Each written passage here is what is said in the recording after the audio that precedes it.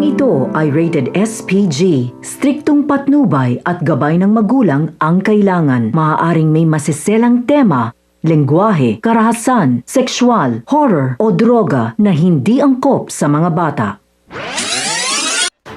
Kapamilya, dumating na nga ang abogado ni Marcelo kaya muling nabuhayan ng loob si Tanggol at ang kanyang mga kaibigan na muling makakalaya. Dahil sa tulong na gagawin ng attorney ni Marcelo. Hindi naman nakapagpigil si Mayor Celso at pinatulan niya na ang kayabangan ni Marcelo.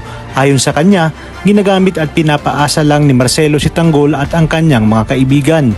Siniguro naman ni Pablo na kapag natuloy na ang pakikipag-alyansa ng kanyang pamilya sa mga Montenegro na siya umano ay nasa tuktok at ipapamukha niya kay David kung gaano siya kagaling hanggang sa humalik nga si David sa kanyang mga paa.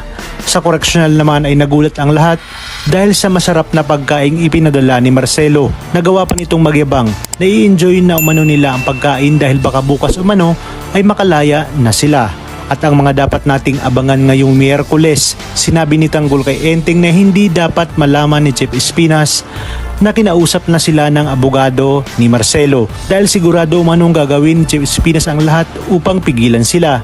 Buong-buo naman ang tiwala ni Ramon kay David at sinabi niya na ang kiningnan ni David ang lahat ng meron siya dahil si David ang magiging bagong hari ng Quiapo.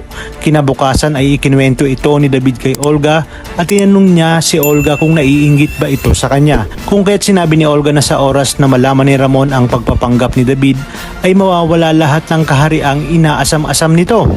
Sinabi ni Tess sa kanyang sarili na tama lang siguro na wag niyang pag-isipan itong si Rigor.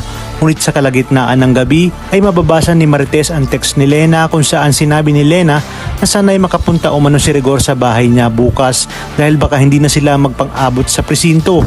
Magiging emosyonal naman ang tagpo ni Tanggol at Bubbles dahil magpapaalam na nga si Bubbles kay Tanggol. At sana umano'y hanapin siya ni Tanggol sakaling makalaya man ito.